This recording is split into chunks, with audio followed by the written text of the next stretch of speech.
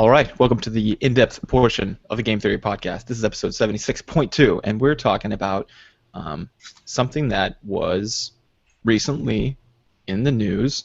Anita Sarkeesian, the self-proclaimed media critic, she has come out with something that people have been asking for a while, which is don't tell us what not to do, tell us what to do. So she came up with like an 8-bullet point of things that people can do to, and I like the title of the talk. 8 things you can do to make games less shitty for women. Yeah. I was like, there you go. All right. Yeah, so she finally went down in the nitty-gritty with some specifics. This comes from a talk she gave at NYU. Hmm? And so obviously we weren't there, but we have notes from the talk, and we'd like to go through them and just kind of see what she's asking for and see like how practical and how much need there is for each one. Yeah, and we tried to find the video of it, and I cannot find it. If someone has a video of it, I'd love to listen to the whole thing because we read all the points, but it's secondary reporting, so it's like this guy saying like, oh, I was there, here's what she said, and the guy's like, I don't know, like he obviously is a big fan of hers because he like paid to fly out there, and he goes to a few of her different talks. So I was like, well, all right. So he's painting in the best light, or maybe he's not. Maybe he's not saying it as well as she did. I don't know. So I didn't like that. I wanted to hear it straight from her mouth, but it'd be fun to hear it from straight from the horse's mouth, if you pardon the expression. Definitely. But yeah, no, I think this is something that's people have been anticipating for a while because we wanted to know that like one of the criticisms I think sometimes against some movements, whether they be good or bad, is that like, well, I mean, in general, okay, so in psychology and behaviors, we have this thing that we tell parents is don't tell people, I know this is wrong, it's called the dead man principle. And I've talked about it before, but I'll just say it one more time. You say, don't tell someone something to do that a dead man could do.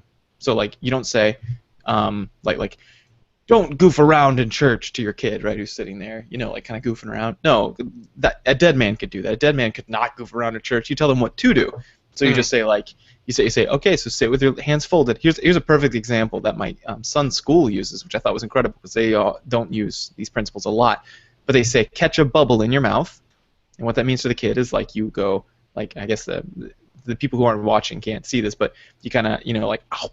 Like act like you're acting like you're taking a big old bite of something, and you just hold it in your mouth. And what can't you do when you're doing that? You can't talk, you can't make faces, you can't, so that means be silent. But a dead person could be silent, but a dead person couldn't hold a bubble in his mouth, right? That makes sense because that gives someone something to do rather than restricting someone's behavior and not giving them a clear win condition. Instead, you give them the win condition, and when they do it, you reinforce that. You say, good job, look, you're holding the bubble in your mouth still. It's been like 2 minutes. High five, bam. Hey, you're going to get some extra candy or whatever, or extra playtime outside later on. These principles are super important. So like whenever I criticize Anita Sarkeesian for not doing this is from a professional standpoint, from a PhD level criticism. I'm not some idiot, because people are like, oh, great, a guy's doing it. Yeah, I'm a male, it's true. But I'm telling you, this is the science of it. You have to tell people what to do, not what not to do. So yeah, this is a long time coming. I'm really glad she did this because there was a lot of criticism of her that she just kind of shits on things, and a lot of people said it was unfairly. But this is something where she's, helping build a win condition for developers who may not be able to connect with what to do. They know what not to do. They're like, well, I don't want to sexualize women in some scenarios, but how do I do that? What does that even look like? I've been doing it this way so long, I don't know. And so they try again, and then they get criticized again.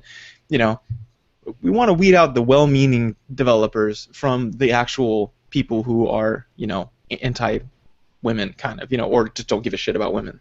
You know what I mean? Right. You got to have some kind of way to win, especially when we looked at the top games of the year that came out when Anita Sarkeesian started doing her project, and in our eyes, there were a lot of games that were exactly what she was asking for. So we were like, well, what does she want exactly? Because it seems like we're doing some of those things. Right, yeah. That was our attempt to try to do just that, exactly. To say, like, let's take a fair look at this rather than... Reactionary criticism is not good. Like in marriages, in conflict resolution, nothing. You want to go and say, all right, so it looks like we've got a problem here. It's not your fault. You didn't have a win condition, but let's set one up, right? And then you do that. There you go. You don't say like, hey, fuck you. How could you do that? You're a woman hater or whatever. Then it's like, maybe they are, but wow, to assume that's really shitty, and that's a lose-lose. If they are a woman hater, you're not going to do any good by calling them that. If they aren't, then you've just made a woman hater. Not really. Hopefully, they're not going to actually become a misogynist, but you've just made an enemy out of someone who was trying to do the right thing. Like, Right. Just you always assume they're trying to do the right thing, and it's win-win. Because if they were a dick, a lot of people soften up from that because it gets the blood flow from your reptilian brain to your frontal lobes, and they start saying like, oh, maybe I was kind of being a dick, and they look at themselves rationally. We've shown this on fMRI studies. Like, I'm not talking out of my ass here. You want to take down the level of emotion by assuming the best of the person. You're like, I'm sure you had a lot of things to do, but I noticed, you were an hour late today. Like what held you back? It must have been something important, rather than be like, what the hell? You think schools or work's not important? I don't do that to people. You know what I mean? Sure. Anyway, because it's win-win being nice. It's lose-lose being a dick. So, anyway, Right. Whatever. Sorry.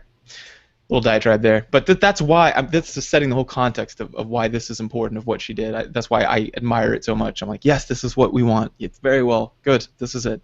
Yes, kudos for giving, especially like a nice list, where almost like a checklist, where you could go down and say, if I at least focus on these 8 things, then I'm that much closer to making a game that's more approachable to women. Because that's her goal, right? She wants to get an industry where women feel more welcome, which is it's a good goal to have. We want more women in the industry, both as developers and as gamers. Yeah, especially as developers. Like, gamers is something it's starting to pick up as far as like the epidemiological data that we've collected. Right. We know that that's happening. That's good. But man, developers, it still seems like a sausage fest right now. Like, yeah, it really is a boys' club. Yeah. So yeah, let's infuse some of that with some different points of view. That'd be cool. Not that men don't have, and that's dumb too. Like, they've shown the research to show that like men and women aren't disparate groups as far as like opinions or ambitions or behaviors. They're actually so melded that statistically there's no difference. What our problem is, we look at outliers on each side and use that to reinforce a predetermined idea of gender roles, right? But we've studied that, statistically, and there's no difference. So whenever you're like, oh, it's a sausage fest, then it means, yeah, the mean is, going to be skewed a little over this side. But to say that there is not a disparate way of looking at things, that's false, like scientifically. But nonetheless, you're missing out on a massive population, and an underprivileged one at that, especially in this area. So right, it's just like with Saudi Arabia, right? If you don't let your women get educated, you're missing out on like 50% of your brain base there's a whole lot of ideas that aren't being realized. Like the girl that might have cured cancer or AIDS could have been a Saudi Arabian girl who never just had a science education. Yeah, that's a good point. So like these brilliant games that could have been being made. Look at Linnea Glasser. She made a really sweet game. A couple of them, but Creature Such as We was one of my favorites. So, like it does a disservice when you're limiting your resources, your brain resources, your brain pool. Your brain pool, yeah. So anyway, we thought we'd go through these and like kind of talk about them, like kind of react to them, I guess, and determine, see what you guys thought, and also, give our thoughts on the subject. Mm-hmm. So her first thing that game developers can do to make games less shitty for women, she introduced it by the game Wonderful 101. Do you remember that game? You gave me for my birthday a couple years ago. It's on the Wii U. Mm-hmm. And it's just a bunch of little superheroes, and it's kind of like a game where you have to control a bunch of characters at once. And there are, I think, 7 main characters that you can play as, and one of them is female. And can you guess what color her outfit is? I'm guessing pink. Yes, her name is Wonder Pink. Japan, come on, man. Like, stop. So she calls this the Smurfette principle, where you have an ensemble cast, but there's one token female character, and her personality type is she's the girl. That's her personality. Yeah, okay. So like it comes from Smurfette, the one female Smurf, whose whole thing is she's a female, and Wonder Pink, her she loves makeup and she likes being pretty, and she just has the girl personality. And she also brings up Left 4 Dead 2 and Left 4 Dead, where you have 4 main characters, one of them's female. Although I think that's less of a Smurfette principle and more of a like Zoe, I feel like had a persona beyond being female, whereas Yeah, Wonder Pink is just she's pink and she loves girl stuff. So I think that's not Yeah. as strong a case, but I see what she's saying. But to her credit, and this is something she rarely does. So I really like that she did this here. She also brought up games that are doing what she wants, like Yes. Borderlands. Counterexamples. Yeah, like Borderlands has been upping the number of playable characters all the time that are female. Like they usually have at least 2 female characters in the main roster, and then more DLC female characters. Yeah. Especially like the Yeah. new Borderlands prequel even gave the female character like the tanky role, like the traditionally male role. Yeah. I like the one of the criticisms she said. She said this is one of quotes. She said because she's the Smurfette, her personality is girl. Right. Which is hilarious. Like I was like, yeah, that's a good point. More importantly, I've been told personally by well-meaning feminists that you don't, because I was like, well, you may want to address the counterexamples, and they said no, there's enough of that already. And I was like, okay, I see your argument that there's already an echo chamber of guys circle jerking each other. I get it. Unfortunately, that's not how it works with conflict resolution. Here's how this works. Whenever you're in a marriage or any conflict whatsoever, let's say marriage, just for simplicity's sake, because it's dyadic, there's one-on-one.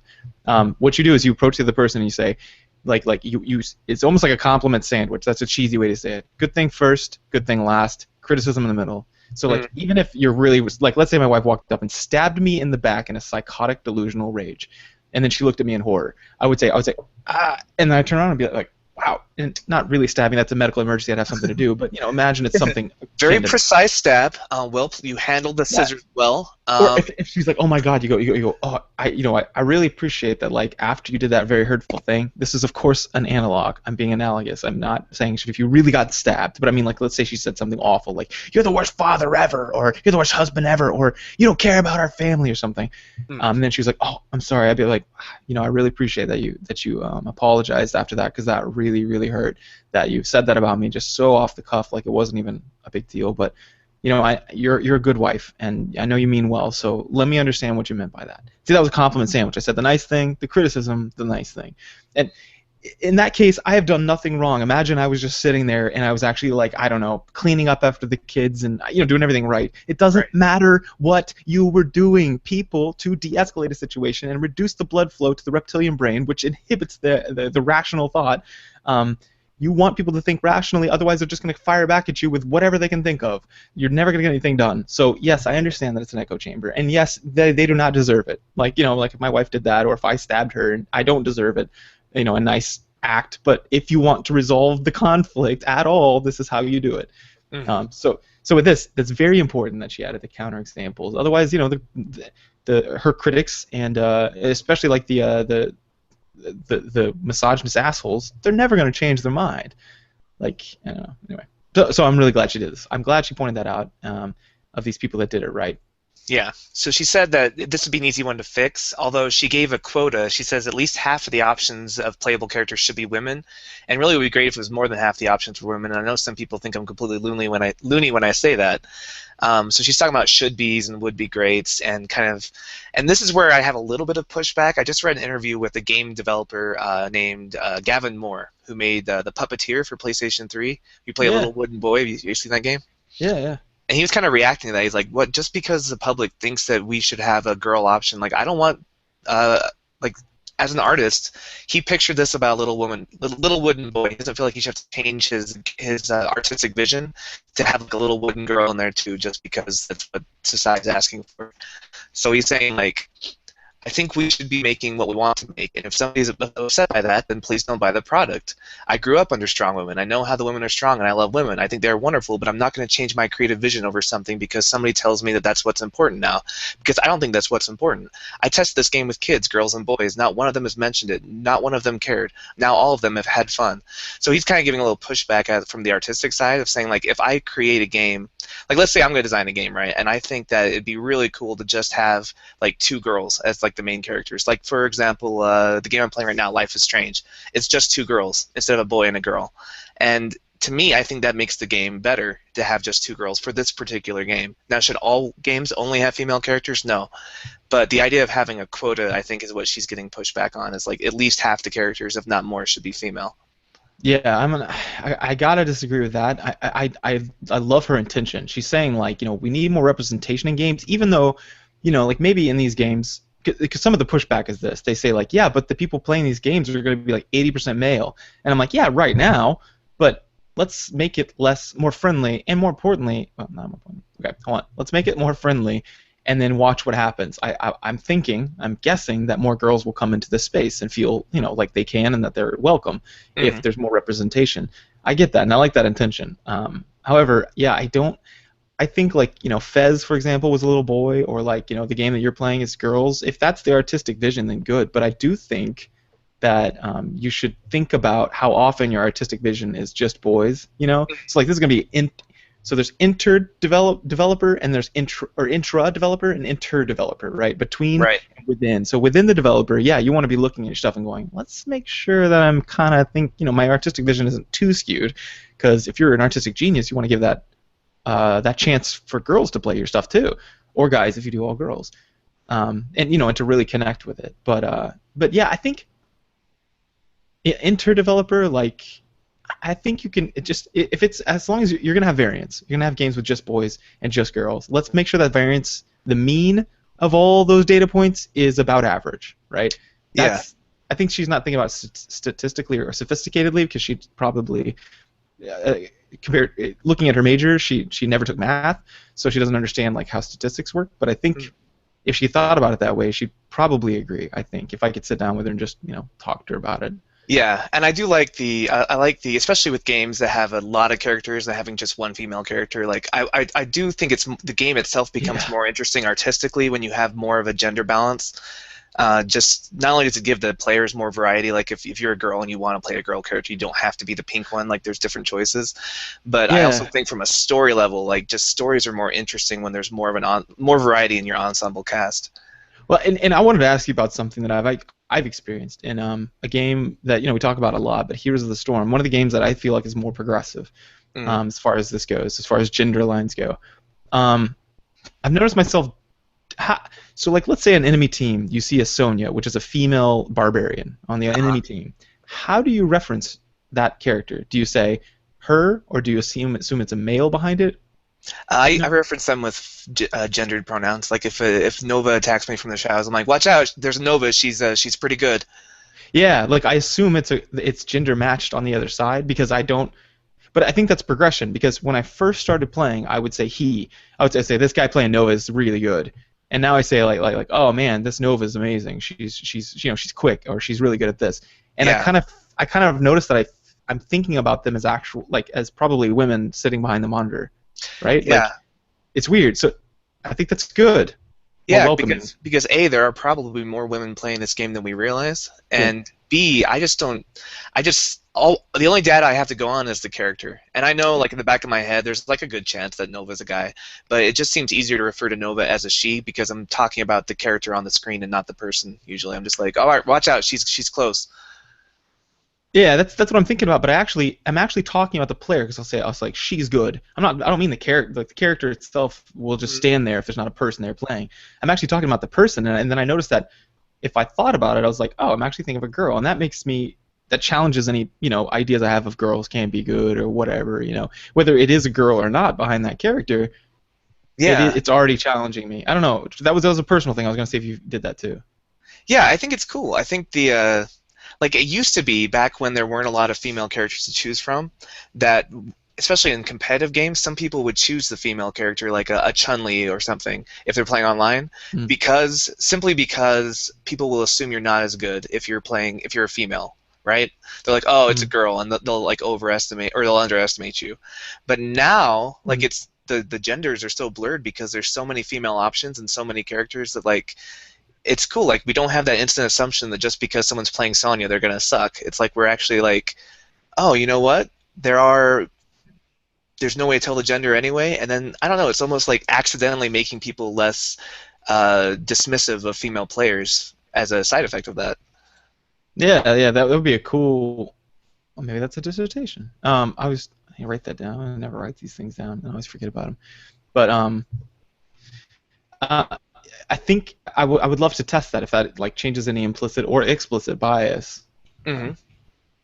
So that's a good point, is all I'm saying. She went maybe a little overboard with the ratio. Maybe she's not thinking about it I She think hasn't thought she's about it as trying much. to overcorrect. Like I don't know if this is a permanent solution, but she's saying like for now let's have a quota and then get it back towards more of a mean that we enjoy, and then like I don't know if that's like a hard and fast rule with her, or if she's just trying to say like for now let's just do this, or maybe I'm just giving her too much credit. I don't know, but I think as a short-term solution, maybe we should overcorrect a little bit and make it more, more games coming out like the ones we've been talking about, like Life is Strange. But I think, yeah, especially from a functional analytic point of view, which is just saying like, let's get something that works. I think it's most helpful just to, for now, just if it's a workable, like, okay, that seems like a reasonable conclusion. Let's just move towards that. That's what I would say in conflict resolution. Like, if you can't agree if it's fair or not, and you want to nitpick, let's just say, would this be helpful if we did this? Or more importantly, you wanted a win condition. Here's a win condition. Like to the developers, Right. Here's how you can get like your games out and not offend women. Or according to Anita, I mean, like, I know women think differently across. Right. I can't speak for all women, but Anita Sarkeesian's camp. Even among feminists, there's no unified like what's going to make everyone happy. But this seems like a good direction, especially like quotas aside. I really do like the idea of like when you have a female character, her personality isn't just like she's the girl. Yeah. My personality is girl. Yeah, I am girl. I'm the brave one. I'm the smart one. I'm the girl. Well, you were talking about like sometimes feminists, there's different camps of feminists and different movements within the movement. Right. That kind of brings up the next point, which is this one's pretty controversial, I think. You'd think it wouldn't be at first thought, but okay. So it's here it is. Lingerie is not armor, and then it says in quotations or in parentheses. Geez, man, what is with me today? Dress female characters as something other than sex objects. Right. So this is a hot topic, and I'm not like an expert on this, but something I've noticed is it's a hot topic within feminism of like this, sex positive and sex negative culture, within feminism itself. Like, okay, so case in point, Beyonce, right? Considered Feminist of the Year a while back, I think 2 years ago, because there's this idea that she brought female empowerment, or that's what I read. Right. Then it said. But there was a big fight about it, and I was like, what are you guys fighting about? She's kind of a big deal. Like, she's one of the most powerful women in the country, besides, like, Michelle Obama. So what's the problem? And apparently it was that her new album, she was laying on a car, or she was near a car. I didn't see the album cover. I don't ever see those anymore. It's all digital files for me. But apparently she was sexualized or something and laying on a car, and people were like, okay, you're still part of the patriarchy because you believe that your worth is based on your looks. And I was like, oh, that's good. That's a somewhat cogent argument, I guess. I can see that. And then I said, what does the other side have to say?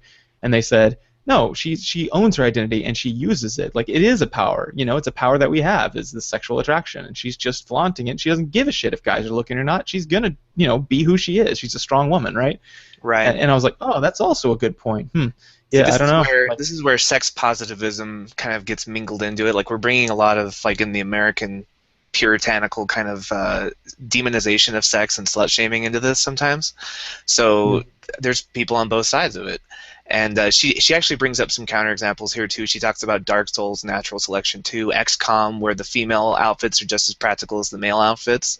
And I think that should be kind of the rule of thumb, is the female, like, clothing should be practical. But I also am on the other side of the fence. I think that if a female character or a male character wants to use their sexuality as an empowering thing about, a weapon, like James Bond or Bruce Wayne, they tend to use their sexiness as a weapon when they're in those egos.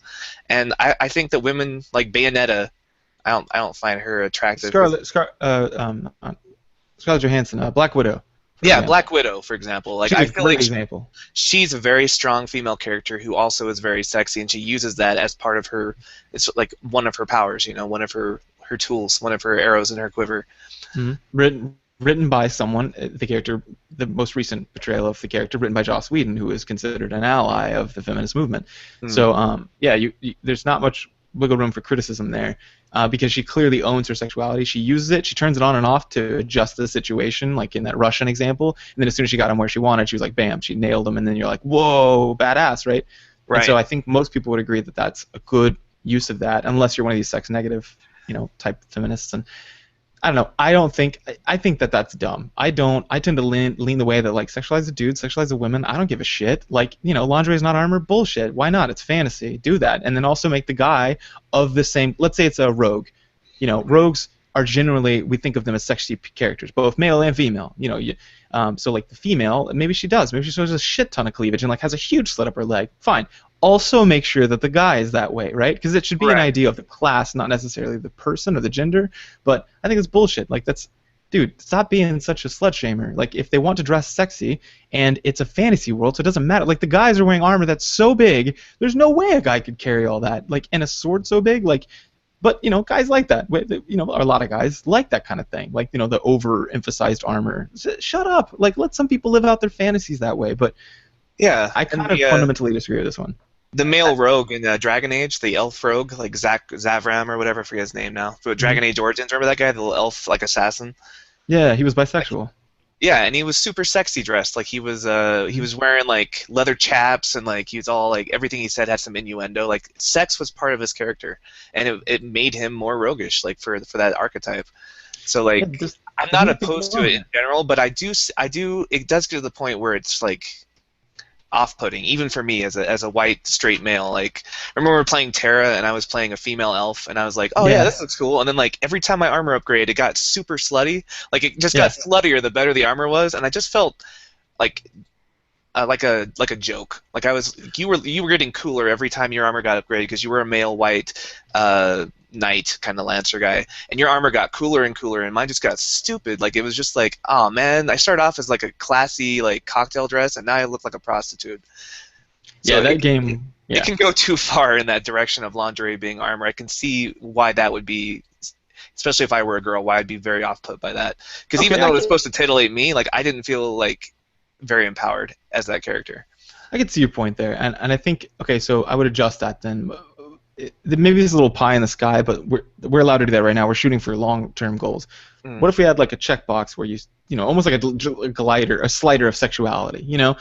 Ideally it'd be the same across the same class. So like male mages would also be sexualized, which they were in Terra. So there's some argument there, but of course only of elven origin. But to be fair, your character was elven as well, so maybe the female would have been different, but or the human female. But ideally you'd be able to say sexualized or not, and that would be your option. And that's what sex positive feminists say. They say it's up to you, dress however you want. Fuck that. If someone says that you're dressed a certain way, they're slut shaming. And I tend to agree with that camp more than I do the sex negative types, like what she's saying here, which is like lingerie is not armor. I'm like, dude, let them dress however they want. Like, but on the other hand, you shouldn't be forced to dress like that. So. I agree with that. So maybe it should be like a little checkbox or something, Yeah, 13 or rated R.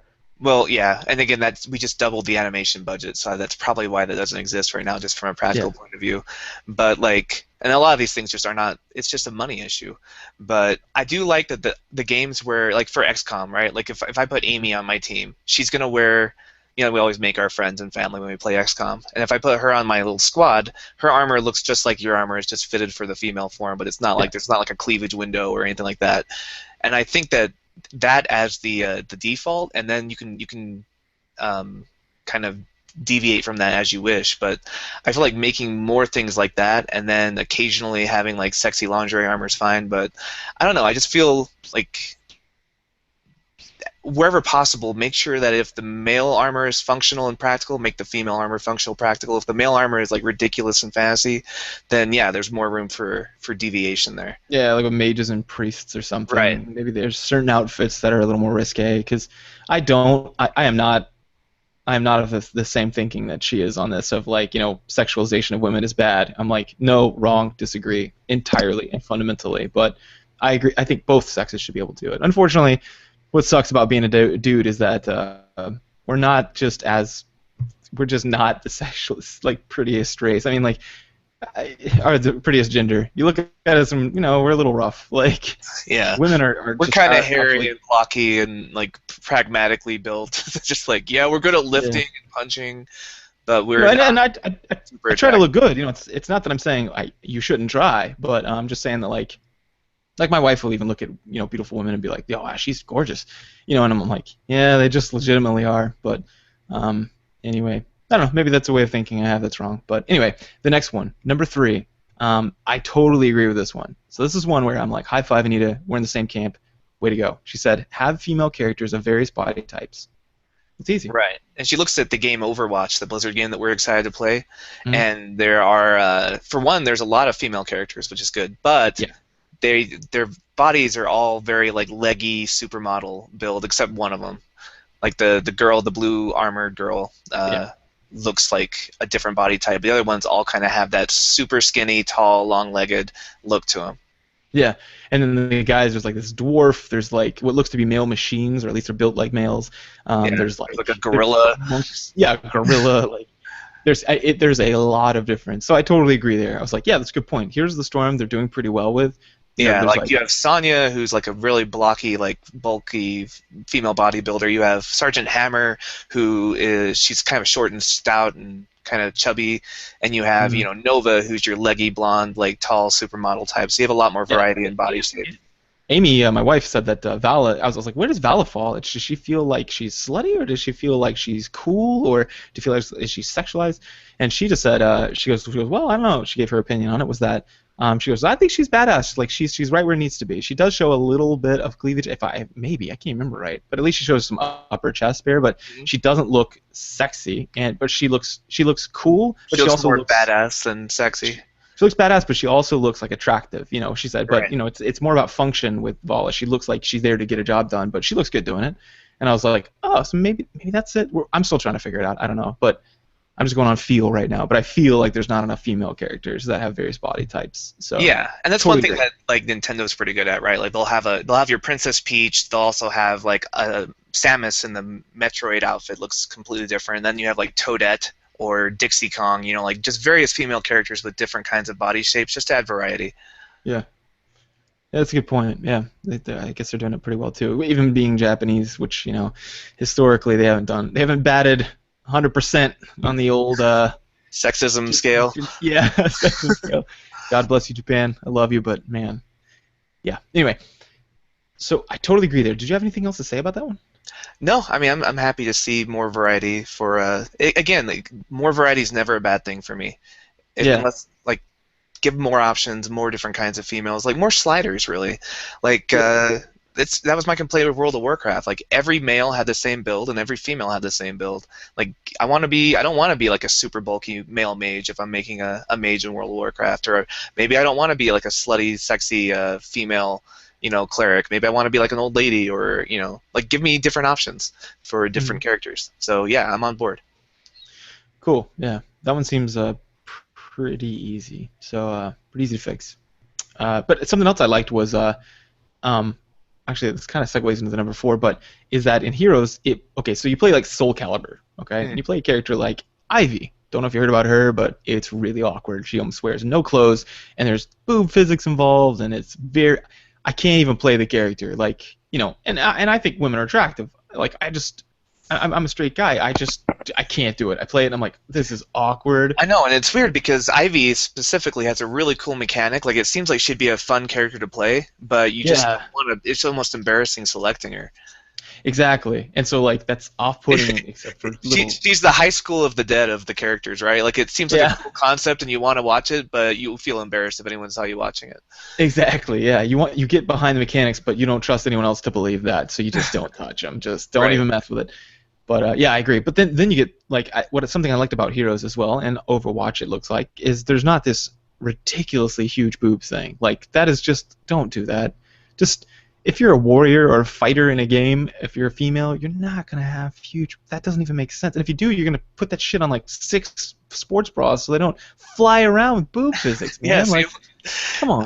did you read that article about why boob physics are so bad in games? Yeah. Talk about, like a development of it. Like a lot of it is, it's not so much sexism as it's just like it's cheaper to animate boobs in a non-realistic way than in a realistic way. Like it's just more cost effective. But Yeah. yeah, I don't know. This is one of those things where ideally we would have realistic boobs in games, and it's just harder than you think it's going to be to do. One thing that Life is Strange does, like both of the female characters, like you play as an 18-year-old girl. She's probably like an A cup. Like it's boobs are not her defining characteristic. You don't even think about it. Yeah. Yeah. It shouldn't be. Like, yeah, it's just it. Yeah. So anyway, I agree there. But and that's her fourth point is something along the same lines. She just says, don't overemphasize female characters' rear ends, not any more than you would the average male characters. Right. So like So this most male was characters have like a toga or like a cape or something. You're not really watching their butt.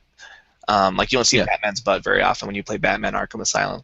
But if you play as Catwoman, it's just right up, it's straight up Catwoman butt, 24/7, all butts all the yeah time. it's awkward.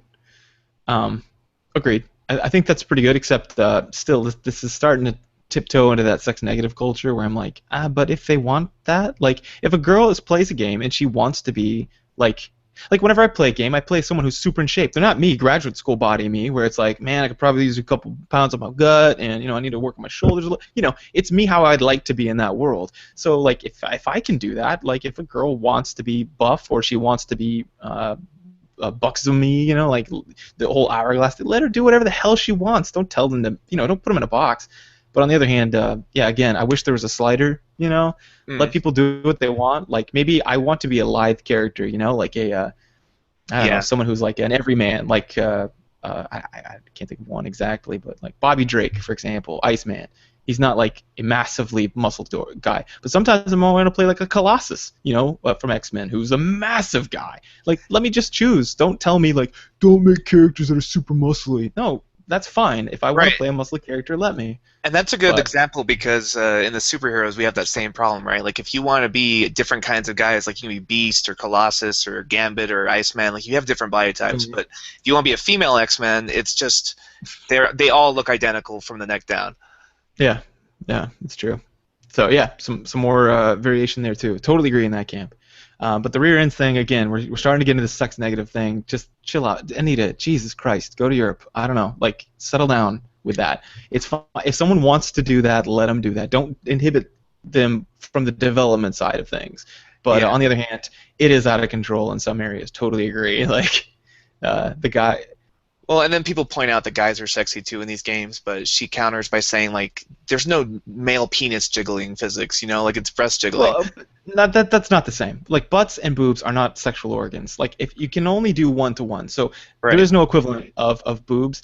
And butts is actually women store more fat there. There's a reason why people find it more attractive whenever it's more rounded, and the hips being splayed out more is reproductive health. Like you can't do one to one on this. Like people who try to erase gender, like you need to be careful about how you're looking at that because that's gonna just look different. A thinner waist and like a really splayed out hips and like like a decent amount of fat collection on the butt is considered very attractive. And a guy, it's not. So guys just have like kind of flatter, butts. I don't know why I'm talking about dude butts, but you get the idea. Right. Like I'm just saying that you can't use the same mechanic because women are naturally more Curvy. um, yeah, like I collect fat around my stomach. Most men do, but my legs are just like solid steel. And then, but my wife is different. Like she's very curvy and looks great.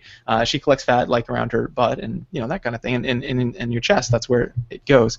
So I think, yeah, you just need to be careful with that whole thing. Like, if don't be sex negative. Like if they want to show off their butt because maybe in real life they're trying to get a butt like that, let them fucking do it. Jesus, Anita, what are you, a Puritan? Like. Anyway, Yeah, she comes from the camp. Like her yeah. feminist view is that like women are perceived differently by society. She says equal opportunity sexual objectification is not the answer here. It's actually not equal. She views women as they're thought of and represented as sexual objects to be used by and for the sexual pleasure of others in society, and men are not viewed that way. There's no long-standing oppressive construct of men being seen as sexual objects and reduced to that in real life. So she's trying to kind of push back on the idea that women are sexual objects. So she's looking at it through that lens. I disagree. I think that's happening more. In fact, there's data to show that men are being sexualized more. Like the Justin Bieber, for example, no one takes him seriously because he's a pretty boy, right? Matthew McConaughey, no one takes him seriously. He's a pretty boy. He's actually a smart guy, as it turns out, and pretty classy and a really nice guy. I don't give a shit. I see him as like a vapid asshole, right? You get the Jersey boys that you think of, like these guys who spray tan themselves. This is not true. She's making that up. Women are definitely way more. But don't say that that's just a female thing. That trend is definitely on the rise. It's same thing with eating disorders amongst males. It's rising on triply as quick as females. I mean, we still have a long way to catch up, but she's just wrong there as far as that goes. Men are not taken seriously if they're too beautiful, and neither are women, which sucks. But You'll let's notice work on that both of those. there's a trend in Oscars where the men that win Oscars are the ones who deform themselves in the movies they play. Like the guy who played Theory of Everything, the guy that played Stephen Hawking. wins an Oscar because he makes himself look like not as attractive as he is in real life. So it's kind of weird where we almost reward actors who make themselves less attractive, and then we can take them seriously in the roles they're playing. Yeah, like look at Matthew McConaughey. One of his most critically acclaimed roles was in something called Ring of Fire, I think it was called. It's an old dragon movie. Go watch that movie. He shaved his head bald and wears like a big old like beard, and then he like tattoos up his arms so he looks like a biker. And he played, like, I was watching that. I didn't recognize him because back in the day I didn't quite understand who he was as much as we were younger. But I had seen him before, and whenever someone was like, that's that guy from, and I can't remember what it was, and I was like, no freaking way. And all of a sudden I was like, oh, that kind of cheapens it. So yes, because he's a pretty boy, right? Like, quote unquote. There's more to it than that. I think that she needs to chill out on that one, personally. But you're right that it hits women a lot harder than it hits men. But don't pretend like it's just towards women. She says we have a problem with women. And I'm like, we have a problem with that in general, and it's rapidly rising in the males. Let's just call that a problem rather than a gendered problem. So it'd be like saying... It's like how more men are getting eating disorders now than they used to. Like, it's becoming it's starting to affect both. Like most things that are sexist, everyone suffers.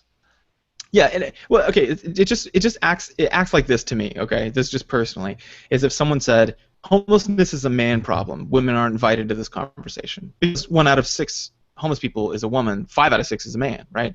So women aren't involved. Sorry, this is a man thing. We need to get men jobs, women whatever. But no, I'm like, well, I don't give a shit. Like, obviously there's a disparity there. Sure, I get it. But man, like, that's just a problem. How many people overall? And they're like, oh, 1 out of 12 or whatever. And I'm like, that's huge. Let's fix that.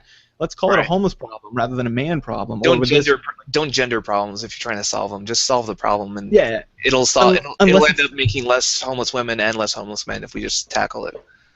Yeah, and you could approach it from like a gender point of view and say, like, men are expected to have, there's more hand-me-downs for women than men because women are a little more disenfranchised, and we could start pointing at that and being like, let's get those for men too, like homeless shelters. Women are taken into homeless shelters more often than men are. Differentially. So like women are accepted at a higher percentage than men, even though men make up the mass part of the population. I could attack that and start criticizing them, or I could just say, you know what, let's just get more homeless shelters. No matter what, there's people sleeping on the street. Right. Yes, it's more often men than women, but that one isn't useful to turn on the gender lens. But eating disorders, it would. But as far as like sexualization and not taking those seriously, I don't think that is useful at that point. That's the variable that would. So if I was approaching this statistically, it would not covary. I would not put it into my model because it's not important. I pretty much guarantee it would flush out in the model. So anyway, whatever. So her next point is actually, she brings up a game you reviewed today. It's the idea of having more women of color in games. Which I would spread out. Yeah, I would say people of color, like have more minorities of all colors, but she's looking at it through a feminist lens, so she talks about like females of color. Yeah, that'd be a good statistic actually to go look at. Like, even if we just took a sample, like we did on our feminist episode, the academic feminism. Even if we should take a sampling of like how many people of color versus women of color, because she's right. In some areas, there's some research I've seen that women of color get screwed harder than people of color. But that may not be the case in video games, because quickly I was recalling a lot. I know this is biased, but I was recalling a lot of women of color, not a lot of men that weren't thugs or stereotyped into negatively. Yeah, let's look at Overwatch right now, because that's like the game that Blizzard's making. She brought up in her presentation. How many minorities are there overall, and how many of them are female and male? Like, just looking at a picture of him right now, there's an Asian gentleman, like a samurai-looking guy. There's the girl in the blue armor. She looks like she's maybe Hispanic. Yeah, Hispanic maybe. And then there's the other girl with like the blue kind of Chun-Li outfit. She's I think she's black. It's hard to tell because this picture's really small. Yeah. But and then there's like a purple girl. I don't know what race she's supposed to be. Yeah, she's like an alien or something. And then there's like a Scandinavian-looking guy. There's a gorilla. I don't know. There's like a pretty good like this guy floating. I don't even know what race he's supposed to be. Like they've got home countries, but they seem to be from all over the world. So kind of both genders are getting the treatment there. Yeah. So I think at least in this small sample of a very progressive game, then maybe not. But still, yeah, I think it may just be a color thing, because like there's yeah, I don't know, anyway, whatever. I don't think gender is a very important variable in there, but maybe it is. Like maybe we can test that. However, that's the difference between myself being a scientist and Anita Sarkeesian. I want to test it. She's Right. going on instinct, but that's okay. That's why I'm getting a PhD and I do actual studies. It's but you know, I overall like that Inuit game, like that part of the reason people reacted so strongly to the game is because it's so rare to have a non-Caucasian cast. Like Mm, even Avatar: The Last Airbender, when they made a movie out of it, they turned all the actors white, even though they're all like clearly Asian in the show. yeah, yeah, that's shitty. I don't think that's why that. I think she's wrong. I don't think that's why that elicited such a strange. I think it was because it highlighted a certain culture, not necessarily that it had a protagonist that was Inuit. Because if you had that in like any other game, like let's say The Walking Dead, you just Mm. happen to be a Native American Alaskan, right? That would be just as like oh, just like Lee, where you're like oh that's strange, and then in a second you're like I don't care, it's cool, whatever. Mm. Um, I don't think that has anything to do with it. I think it's the fact that the whole game, the whole point of it, there's no game to it. It's just about discovering a new culture. I think that's probably why it's done. Right. Maybe not. Maybe I'm wrong, but at least to me. So wrong again. I think maybe on that one. But I don't know. I think having more like minorities as heroes is going to make us less like that initial shock value should go away, and we won't think that's weird anymore. Like remember, we just had a conversation with one of our friends who he said that he couldn't get into The Walking Dead because he couldn't play as a black character and like really relate to that character. Yeah. Yeah. I think And that I would go think away quickly. I think if that was more ubiquitous, we wouldn't have that initial shock. Because even when I first played it, I was like, oh, he's black. I don't know if I can relate to this. And then as I Mhm. played the game, he became my favorite character in the Walking Dead like universe. Like I love Lee. He's Yeah. my favorite guy. But like that initial kind of discomfort I had when I first turned the game on, I Yeah. I think that's something that should go away. There's a little bit of racism to that. Yeah, definitely. And yeah, we've shown everybody of all walks of life of every color is racist against other people. It's called outgroup bias now. It's not even called racism because it's so strong and you can never get rid of it. The thing you can get rid of though is because it happens the same way of like when we see ugly and beautiful. Those are actually just evolutionary principles we're looking for, like reproductive success. You can't undo that. You never can. But what you can do is no matter how we've tried shocking, we've tried awful things, like to get rid of these. You cannot. It is always there. It's so instinctive. It happens before we even understand it's happening. So we have Right. it's a 0.18, I believe. There's something called the OODA loop, which is observe, orient, decide, and act. That's how we do everything. Mhm. There's the time between observing and orient, which just means you see it, like a baseball's coming at you. You observe it, but you haven't oriented yet. Like fuck, it's a baseball, right? And Mhm. that's the orient portion where you go, fuck, that's a baseball, and then D is decide, like I need to duck, and then the act is you do it, right? Right. That observe portion is about point, if I remember, it's 0.18 or 0.08. I can't remember. I'm not a cognitive guy, but it's been a couple of years. But it's really quick, and in that time we're already racist, and you can never get down to that. Even when we tried behavioral things and shocking people, and like putting cold pressors, like cold ice, basically onto Yeah. someone's like legs and hands. Like we've tried everything. We tortured people out of it, and you can't. But what you can change is we can quickly realize it and change it, and then restructure, and then act. And that's what we need to intervene on. All of cognitive science, all of science in general, agrees with that. There's no undoing it. It's at a neural level to the point where it'd be like saying, "Don't sweat when you get nervous." You can't. Right. Have an response. It's one of those Absolutely. things. It's one of those things like an appendix where it used to be useful to have that, and we just haven't evolved out of it yet, and it's still sticking around. Like in back in the day, you were more likely to be killed by someone that looked different than you. Someone from a different tribe, and Yeah. so we evolved a strong preference for people who look like us, and it's still there. We can't get rid of it. It's going to take thousands and thousands and thousands of years of like before it's ever going to have a chance of going away. Yeah, it's probably going to get to the point where we all just look like each other, to be honest. I don't know if you've seen those like algorithms they've run and like try to Yeah. make before. It's probably never going to go away. But we can change how we respond to those racist thoughts. Or not racist, it's outgroup bias, because as it turns out it doesn't follow race, it doesn't follow anything except just how you look and then how you judge other people. Right. And that's based on clothes, that's based on it's anything. It has nothing to do with race. Nonetheless, all I'm saying here is that that would be absolutely great to do, to start challenging those thoughts. To start Yeah. where we have them, and then it's not such a novel, Right. thing. Like I feel like And it if I becomes- played as like the second season of Walking Dead when I was playing as Clementine, that was not. I had already kind of processed this like, oh cool, I'm black, that's okay. Like kind of reaction, and I didn't Mhm. have that initial like, oh, what? My main character's black, but I'm white. Like I didn't have that as strongly when I was Clementine. So I So, think yeah, I think having more games like that expose it to us, then it's gonna help us kind of manage our expectations, I guess, and make us less like likely to dwell on that initial racist reaction.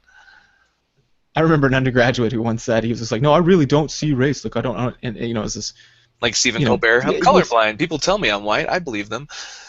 well, he's one of these progressive, you know, guys who you know, I'm progressive, but I don't wear it on my sleeve like a badge, you know, and he did, like it was his identity. He would wear like, you know, one of those what is called the Indian wraps called like a swarmy or something. Uh, Uh, like just class. I mean, the guy was very well traveled, but like he wanted everyone to know that he was of the world, you know. And I'm just so well traveled, and he was one of those things. He's an undergrad, you know. We're all douchebags back then.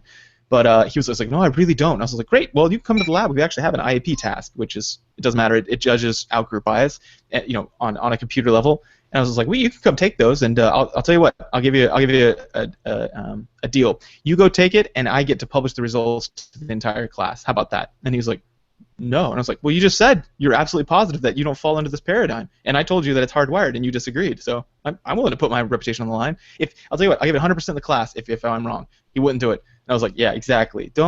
People say this all day long that they don't, but you do. Like, you can't help it. Black people do it to white people, to Asians, to Mexicans. White people do it to black people, to Mexicans, to Asians. We do it to people who wear different clothing, like punks of our same race. You know, like if someone's like the punk scene or ska scene or what hardcore metal, it does tattooed people versus untattooed people. What are the rest of them? Long hair versus short hair color, right. eye color. It doesn't matter. We do it. Like, it doesn't follow racial lines. It's just And that's how we are. not to excuse Don't like the deny it. behavior that follows it. Like just because you have No. that initial impression doesn't mean we should, you know, follow through with it. But you do have that initial impression. It's what you do after Yeah. that you should be able to control. Yeah, this talks about an action. Well, I'll just say 1 second. You can Google it. Thought action fusion. Like people who aren't very. It takes practice to unfuse these. You have a thought and you act on it. So you say, "I was upset. Of course I did that." And you're like, "That's a thought action fusion." Like you have a feeling that when you think something, you are necessarily going to behave a certain way. And there are a lot of exercises you can do to undo those.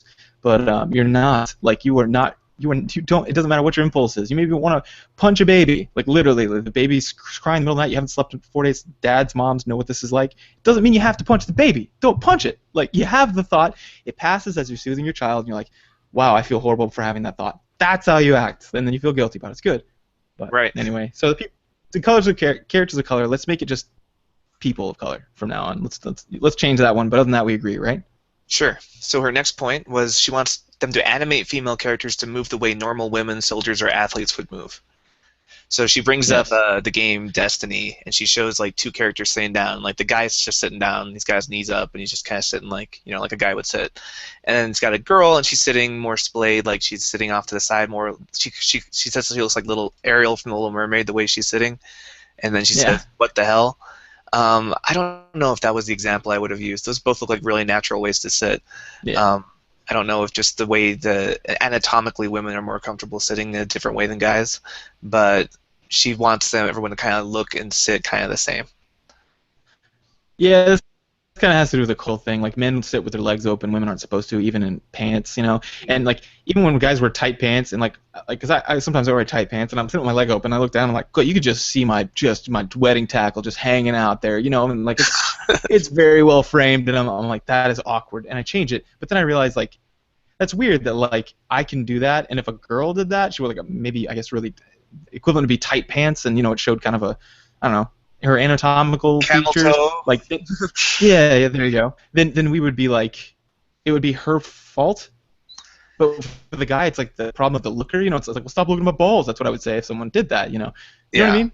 That is kind of definitely a bias, though. I agree with her there. It's like when people are on they've done studies where they have people on the subway and they'll look at the way the guys are sitting, like they just take more space, like they stretch out, they spread their legs. Girls they take up less space, and it's kind of an unconscious thing where just guys feel almost like it doesn't even hit their conscious thoughts. They're just like, whatever, I'm gonna spread out, I'm a dude, and they're just culturally kind of rewarded for that kind of behavior, whereas women aren't. But I totally agree with your point here. Like, you know, we made some modifications and we disagreed with the earlier ones, but this one is another one of those that we're going to agree with, along with, you know, the having female characters of different body types, etc.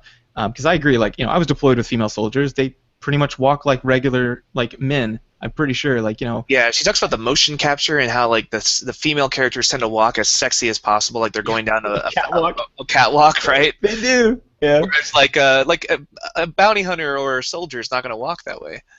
Yeah, Samus doesn't. I don't think. I like that she doesn't follow that stereotype. But yeah, I think this is definitely a problem. So I'm gonna agree with her on this one. Yeah, I'm trying to think of, does Lara Croft in the Tomb Raider reboot, does she walk like she's on a catwalk? I don't. I don't remember, which is a good sign. Yeah, I don't remember it right? either. I think. I know that the character in Life is Strange doesn't. Like she just walks like a normal kid. So, more games like that and less of the sexy strut probably would be great overall.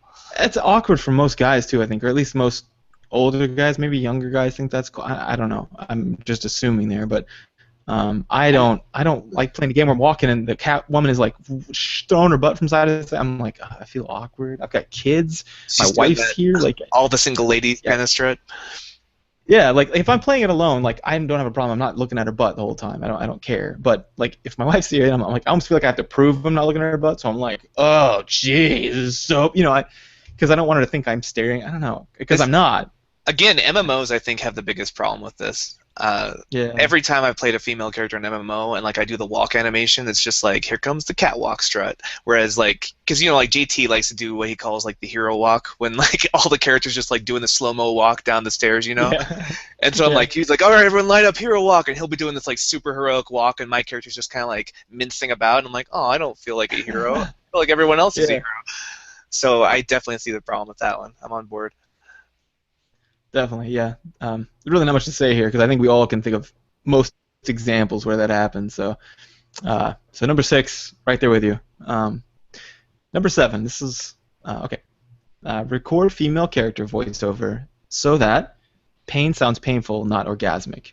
Yeah, maybe we should splice in that soundbite that she used. It was like a League of Legends like character, or maybe just press play. Can your microphone pick it up? Oh, maybe, yeah, here, one sec. Let me scroll down. Because I think... Where did I put my other window? This is one of those things that you have to kind of hear to see what she's talking about. Okay. You ready? Yeah.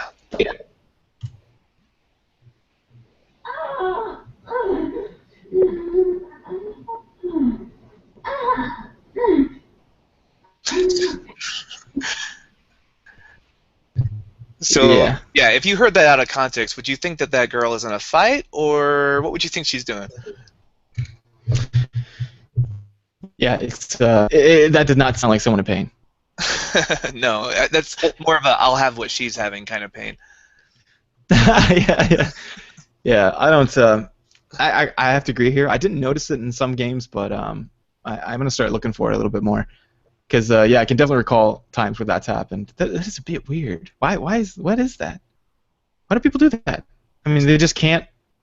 Is it just because it's so uncomfortable to think about a woman having like in pain that we like instead make it sexualized or something? I don't know, yeah, maybe, because remember there was a lot of pushback on the new Lara Croft, the new Tomb Raider, because she was just so brutalized, like all the ways that she died. I remember watching Conan O'Brien play it, and he's just like, I can't watch this is terrible, because we don't like to see, there might be some evolutionary or cultural reason, but we hate to see women getting hurt, or most decent people hate to see women getting hurt. So maybe, maybe it's just, either it's sex cells and like just make an orgasm sound, or maybe it's something to do with like, we don't like to think about women being hurt. I don't know. But, Lara Croft never sounded like she was having an orgasm. She sounded like she was in serious pain and dying, and I always felt kind of sad. I always felt kind of like, oh, no, I made that happen. I'm sorry. Like, it's still like an underlying point, though, like of... okay, so this is something that men's rights guys say a lot, but I gotta agree with them that there's less value on men's lives than women's. That's not really a...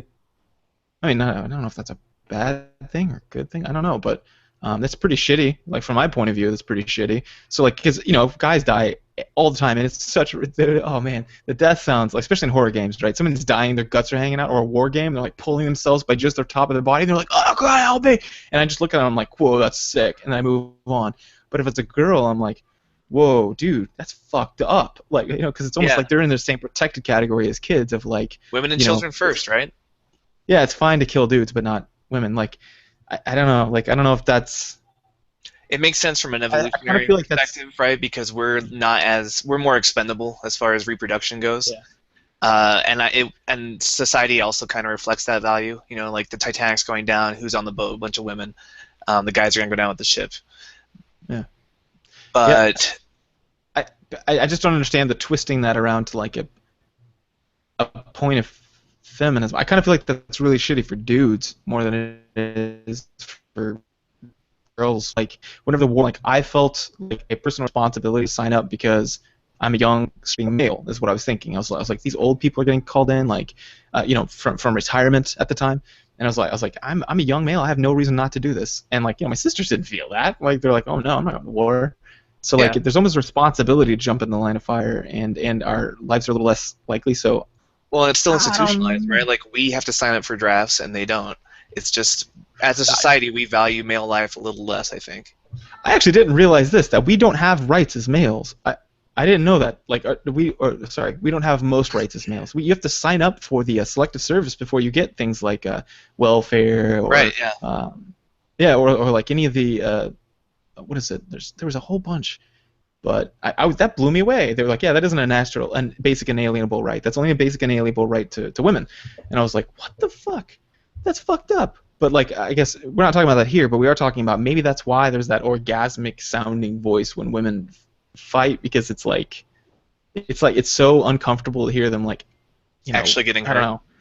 Yeah, actually in pain. Like we're just like, I don't know. I Yeah, wouldn't be cool with it. that might play into it. I think a lot of it too is just sex sells, and we like to hear women having orgasms more than we like to hear them being hurt. It's like both of those things going in at once.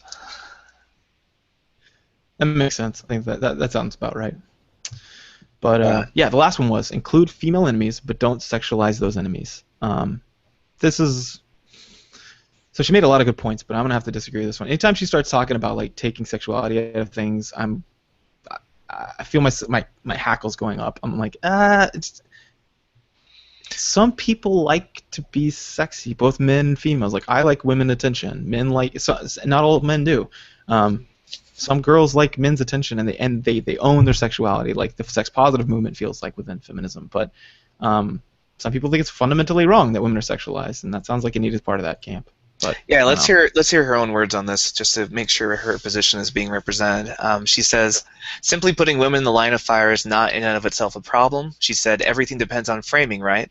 And this is a good clarification because she's done stuff about violence against women in the past about on video games, and our initial pushback was like, no, we shoot men all the time. Why can't we shoot women? So she's kind of clarifying her position. All right. Everything depends on framing, right? So with that in mind, here are two things to keep in mind when designing female characters. One, avoid violence in which women are framed as weak or helpless. When we critique violence against women, we're often talking about violence in which women are being attacked or victimized specifically because they are women, which then reinforces or perpetuates a perception that women are victims and men are noble, brooding heroes. Two, avoid violence against female characters in which there is a sexualized element. Here she praises Bioshock Infinite's presentation of a Columbia police force whose male and female cops wear similar uniforms. The ideal here, she said, is to design combatants who just happen to be women. Mm-hmm. Yeah, like more like our American military. Like Right. we are actually prohibited from treating them any differently, other than remarking. We can't even say girl or lady or anything. We have to say female, which is funny Yeah. because in my training now that I'm back, sometimes I'll say female, and then it has a different connotation with civilians. Like in the army, it's a respectful term. It's like male female, right? Like so you say take that male soldier and go here, take that female soldier and go there. It's an indicator, and it's a respect instead of calling them like lady or girl, which can be like lady makes it sound like I don't know, like they're porcelain dolls, but they're soldiers, and then girl makes it sound like they're maybe less, unless you say guys and girls, and maybe, but it's still you just stay away from it. They say female only, and it's respectful.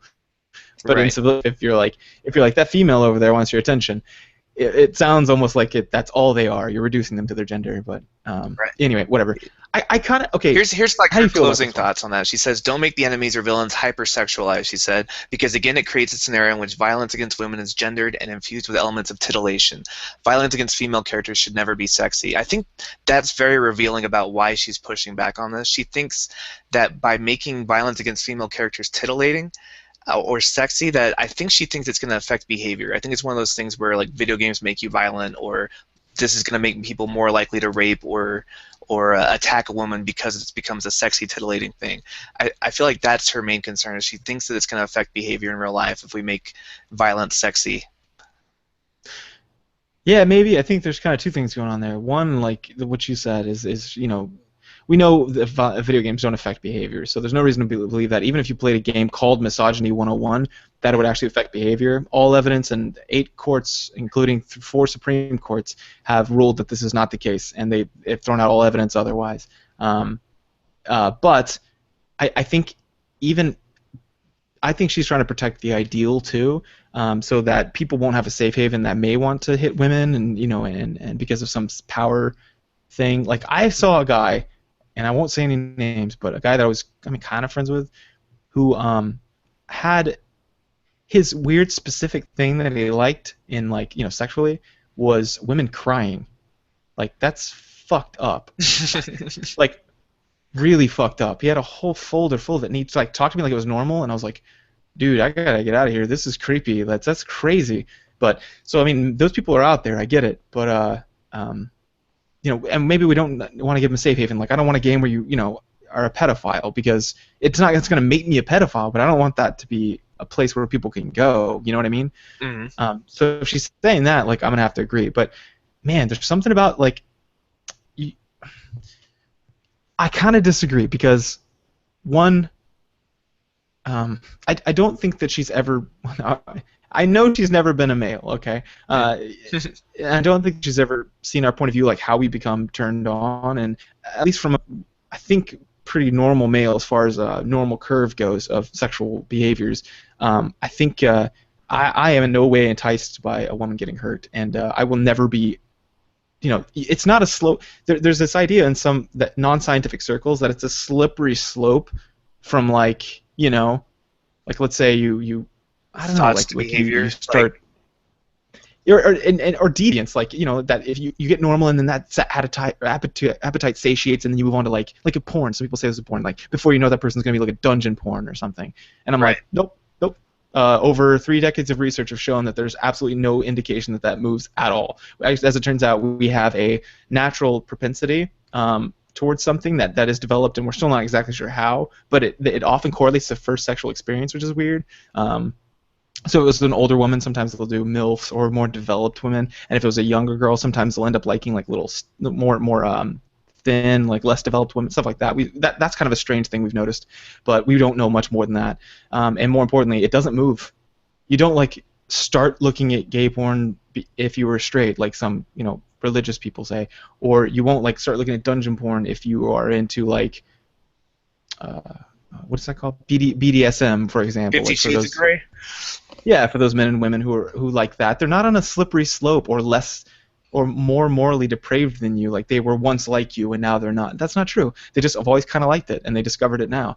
Like there's, like I said, 3 decades of research have shown us that there's no movement. People don't move. So I think this is where her lack of scientific training comes in. Like this really just reveals, like, she thinks there are potential. She's coming from a good place. She thinks that there are going to be potential negative impacts on society by having these things happen. She thinks that video games can affect behavior and that they can make you misogynist or violent or both at the same time.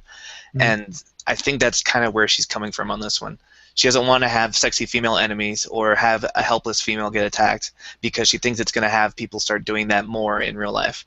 But media's relationship to behavior, and more specifically with me, video games' relationship to behavior is my specialty. What my PhD is getting in, and she's absolutely wrong. So this one I don't agree with, and more importantly, I don't agree with her point of saying sexualized anything or weak characters. Like think about Wormtongue in Lord of the Rings. Think about Slytherin. No. Think about all the Weasley characters, males that you just that you're like, oh, I finally got to him, man. Oh man, I'm beat the shit out of them. And if they're just another combatant and you don't see gender, like, it shouldn't matter. If you take pleasure because it's a woman, you're fucked up. If you take and that will never change. It's not like you'll become that way. That doesn't happen. But if you take pleasure because that character's a piece of shit and you didn't notice what gender they are, that's where we all want it to go anyway. She's just afraid that you become that way, which you don't. Like I said, this is well established in the research. You don't become that way. So I think this is another one out of a string of, I think, only about 4 So maybe even half that I disagree with based on science.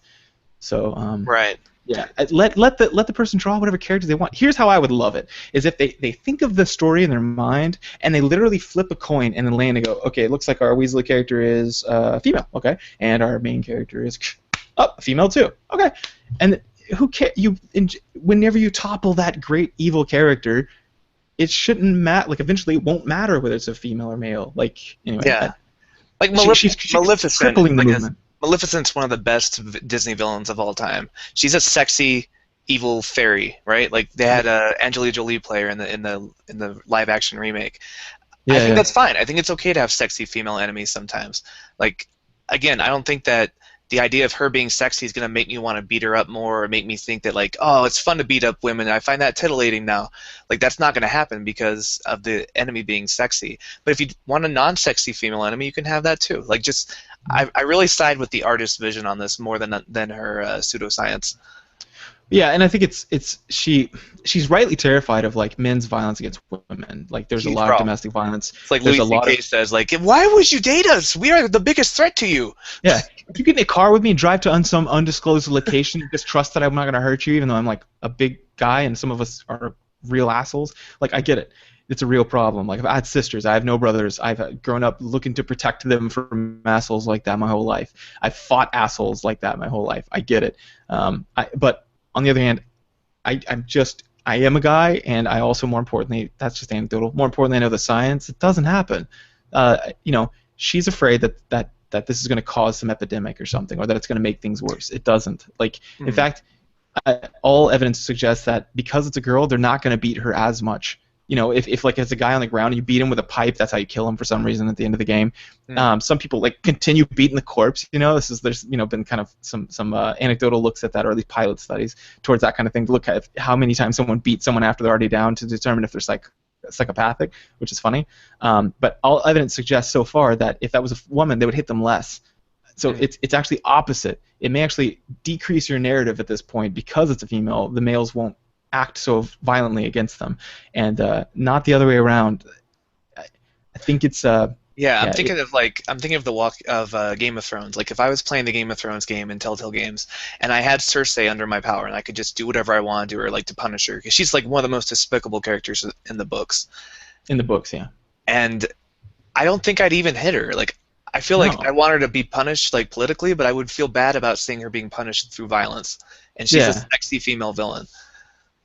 Yeah, exactly. And if it was a guy like if I had Ramsay Bolton or any number, or if I had Tywin, like I did not feel bad, spoilers, when violence happened to Tywin.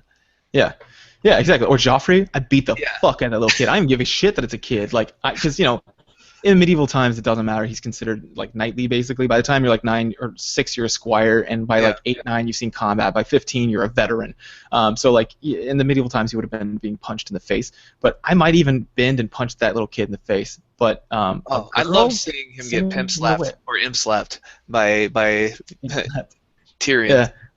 But like if Cersei gets hit, I'm like, that's fucked up. So like it's a problem. But to see men as like potential, well, we are actually, if you don't know us, but to see men as like we might become that, that's false. You either are that or you aren't. Like I said, I can tell you the percentages of violence, and it happens and where genetics, and psychological factors come into play. We've got a very well-developed model that's agreed across multiple disciplines of how this happens. It's not by stimuli. You don't become this way or turn this way. You are this way or you are not this way. And then it comes out later.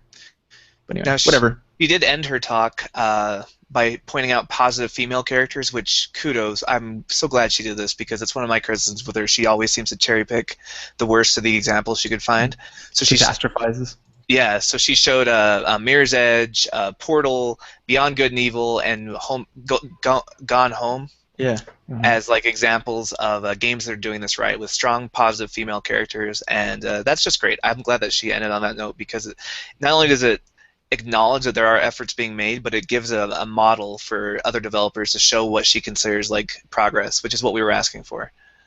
Yeah, and it shows that she's listening to some of her criticism because her first videos did not do this, and she's slowly gotten better and better at it. And every time I reinforce, not that she's listening, so it's not real reinforcement, but I attempt to reinforce it by praising it. You know, I'm like, good, that's good, keep doing that. Like, the biggest criticism is you can't come from, like, a lot of people, this is my understanding of literary things, is that you write a strong argument for it for your thesis or your dissertation, and then you kind of, it's kind of cherry picking. Like, you pick all the examples where it's true, and then a few examples where it's not. Mhm. But it's not like, it doesn't have to be like in a science field. It has to be, if it's 10% of literature says yes and 90% says no, then you have to write, that has to be the structure of your thesis or dissertation. You have to spend a lot, like all the time, addressing all the points. And if you don't, you're going to get crucified. You Yeah. just have to rewrite it. And even in literature, like, she should know this if she got a master's degree. Like, when you do your thesis, you have to devote a good deal of time to, like, what the evidence says, and you have to spend a lot of time addressing the arguments against your own, and, like, giving counterexamples. Like, if you just ignore the weak points in your argument, then you're going to get eviscerated when you defend it. Yeah, that's what academia has taught us. Yeah, and we did a whole episode, academic feminism, on this, using that very same method. But anyway, yeah. But overall, I was surprised by how many I agreed with. A lot of times when she gets on, I have to admit I have a little bias. I go, oh, here we go, and then I read it. You know, being an expert in the field, I'm just ready to be upset in all media, not just Anita Sarkeesian, but especially her, because she's in my field, like, talking about it, and she's never read any of our papers, and so I'm like, you just, please She's don't. saying things that are just wrong a lot of times about, like, how behavior is affected by video games, and so it's just very cringeworthy. But yeah, it's been established was one of her statements. It's been established that video games affect violence or affect behavior. I was like, this is news to the United States Supreme Court, the British Supreme Court, the Australian Supreme Court, Supreme Court of California, and what was the other ones? And a number of appellate courts. Maybe you should go tell all them that, because they read all the literature, they were forced to, and they literally said, why are we even looking at this? And they threw it out of, they wouldn't even consider it as evidence. They literally threw it out. That's crazy. They didn't even consider it in the actual trial, and they sided with the research that shows that it doesn't every single time. There's no question. It's they reference these old articles that were absolute shit that are not taken seriously. Anyway, whatever. I'm sorry. I want to diatribe again. It's like global warming and vaccinations. It's established science. There's not a controversy. You just have to read the science and just stop going with your intuitions. Because intuitively, yes, it probably feels like this is going to make things more violent or make people more misogynistic. Like, that's the intuition, but sometimes intuition is just wrong, and you have to look at the studies. Very much like global warming, where you're like, why are we having one of the worst winters if there's global warming? Well, right. And they ask the scientists, like, you tell me that. And the scientist's like, are you kidding me? That was part of our predicted model, you douchebag. I could have told you it's happening what month it was. It's the same thing with me. I'm like, yeah, no shit. I could have predicted that. In fact, I did. I literally wrote it down on paper.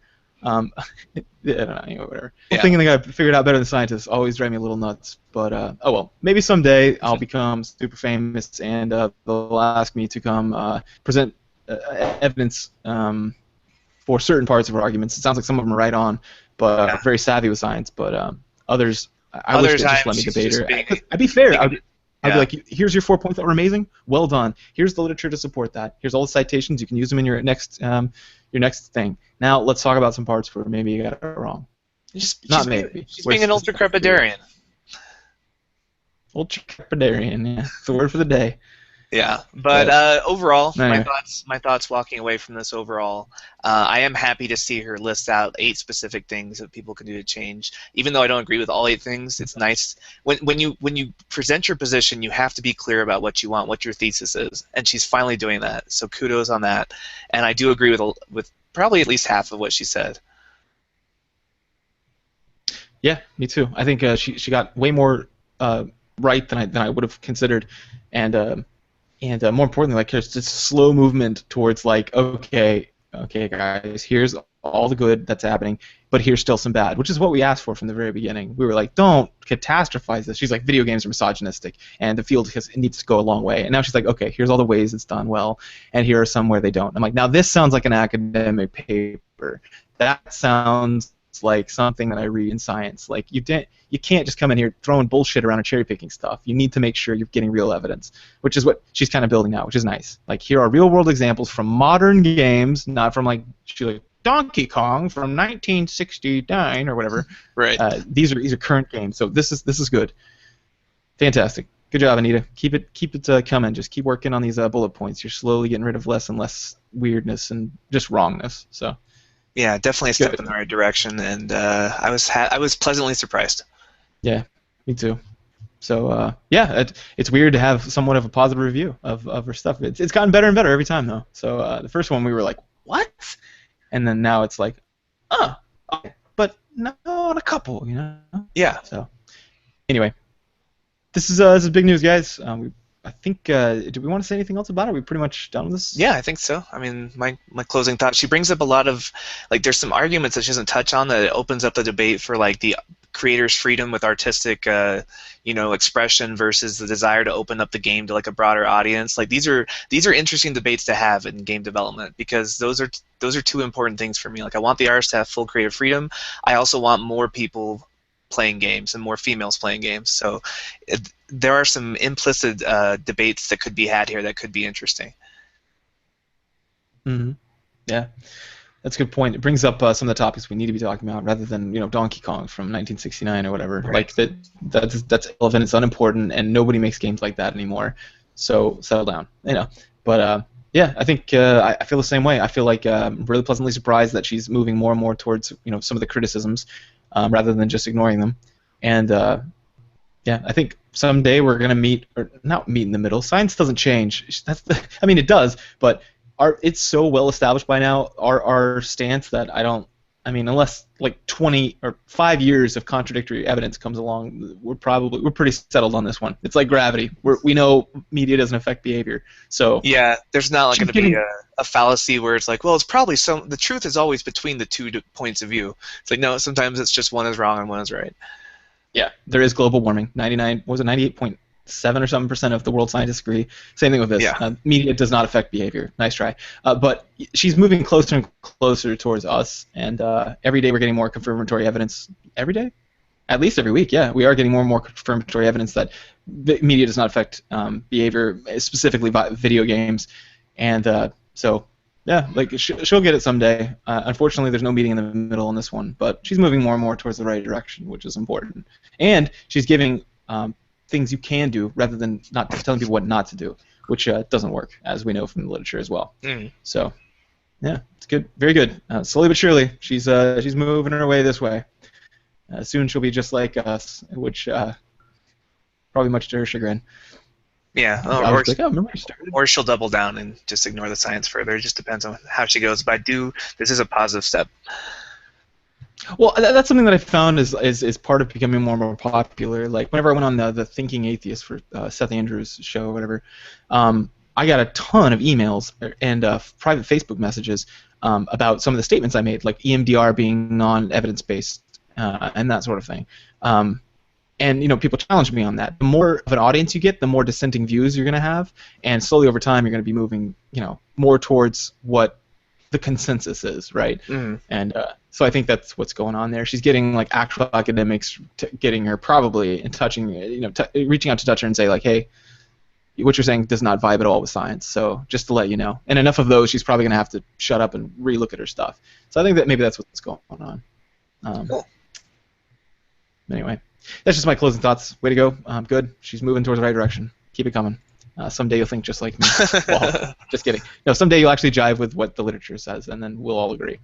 Right. But yeah. Anyway, great. Cool. Then I guess that moves us on to the feedback session. Yeah.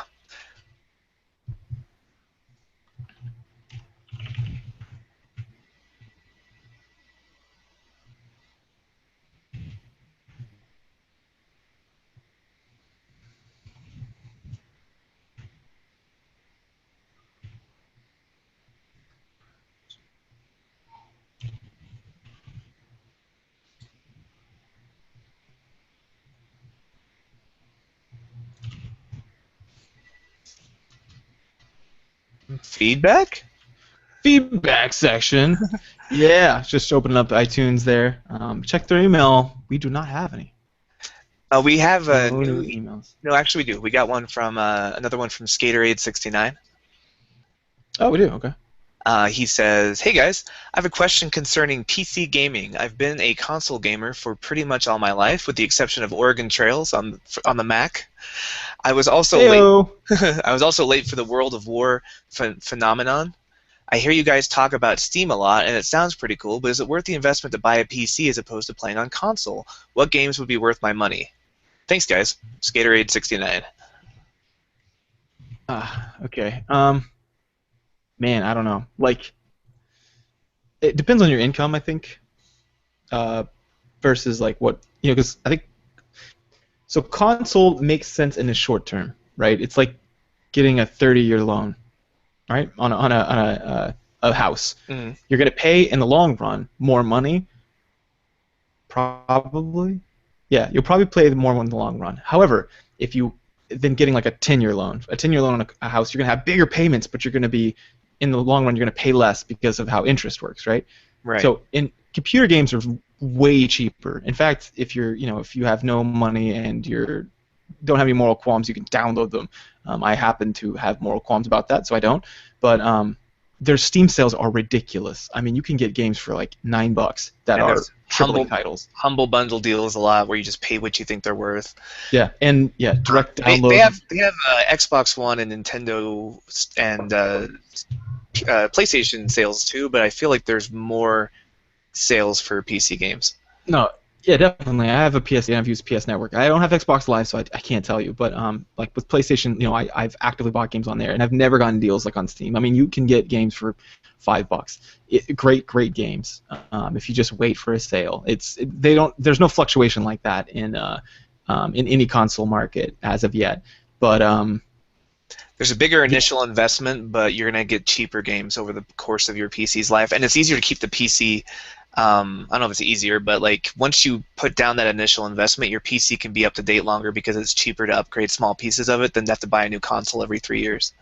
yeah, definitely. And you also have you can store way more games on a PC than you can a console.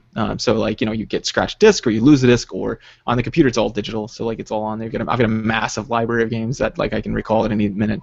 So all that's cool. Now the negatives is that games on computer tend to be more glitchy. Like they can be at least.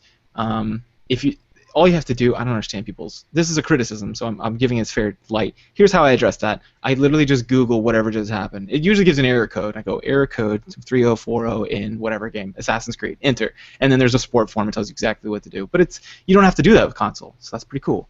Right. It's usually patched pretty quickly too, but that's on both console and regular and PC. But what else PC? What else do you think? Well, he asked what games would be worth his money, and that goes back to like what you're interested in, and also just how early do you want to buy it? Because usually, if you wait, you'll find a lot of great games on Steam. And you can buy them for cheap. So that really depends on your tastes. I enjoy RPGs and adventure games. Jeremiah likes first-person shooters, but no matter what you're into, you can usually find some good sales if you wait, and especially during the Steam summer sales and the Steam winter sales. Yeah. So yeah, I mean, yeah. Another thing is wherever you put your computer is where you're gonna be spending more of your time. Whereas consoles, at least you get to sit on the couch. But if you have a pretty sweet setup, then it doesn't really matter with PC. So I don't. They're both good.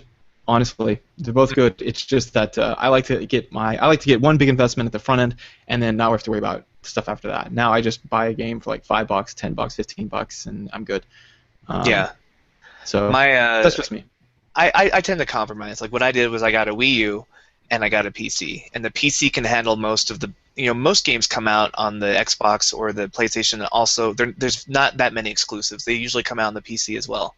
So you want to play like your new Batman Arkham City, they'll come out on every platform.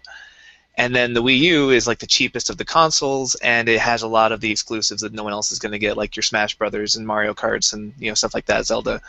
So that's kind of the compromise I made. Is I do most of my gaming on the PC, but I've got my Nintendo exclusives on the console. Yeah, that's a good method. I've actually got a PlayStation just because I don't know. I've always liked PlayStation, so I just buy those, and then I get games that are exclusive for that. And then other than that, I just play PC. Like PC runs everything better anyway. It looks better, although that gap's closing more and more every year. So whatever. It's a whole thing. But good luck. I mean, either way you decide, I don't think there's a right answer. Just whatever's right for you. It's it's a whole debate. I don't think there's so many people. It's gonna come down to personal preference. It's very subjective, but that's kind of my take on it. Yeah, definitely. But anyway, no new reviews from the iTunes store. Oh yeah, thanks for the email, man. I really appreciate that, Skaterade. And also no new reviews, unfortunately. But yeah. The Facebook page. I didn't check that explicitly. So we've there's been a lot of funny. Remember that Civil War discussion we had last week? Yeah. Somebody brought up the internet's just gone nuts this week about what color that stupid dress is, whether it's white or gold or blue and black. Of course they shut up. So that became a Marvel Civil War meme somebody put up. I've actually used that in marital therapy now, though, because I'm like, did you realize how entrenched everyone got and how everybody was using the words right and wrong? And they're like, yeah. And I'm like, remember that first rule I put in a Fight Club here? I always say no right or no wrong. If you say right or wrong, I'm going to stop you right where you're at and make you rechange that word. There's no right or wrong for this either. It's just depends on how your brain interprets it, right? Yeah, it's at that sweet spot where some of our brains are filtering out different amounts of color. So yeah, there's no real good right answer. It's just how you're looking at it. Yep. Somebody put up a hilarious Star Fox remake with like live animals. I think we talked about that last time. All right. Yeah, because I was like, who has a zoo and also loves that? Right. Yeah. But, yeah. There's that. Someone just did a Zelda puzzle that's like a map of like Hylia. It looks really cool. That's from Sean. Oh man, I put up the new Arkham, Knight trailer for the new Batman coming out. I think in June. It's incredible, man. Just go check that out. Yeah, people online were like dogging it. They're like, "Oh, it's got the Scarecrow. He's the stupidest villain. He's so easy to punch out." And I'm like, "I don't know. He looked kind of cool in that trailer. I want to play it."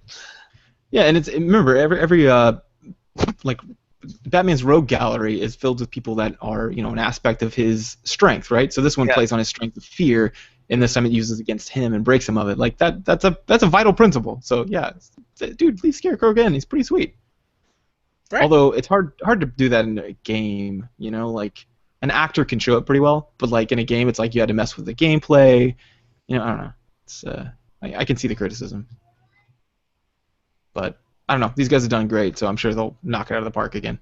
Yeah. Last time they were like, the enemy's a psychiatrist. That sounds lame, but it was awesome. Right. So yeah, if you want to join our Facebook group, you can find us at facebook.com/group/GameTheoryPodcast.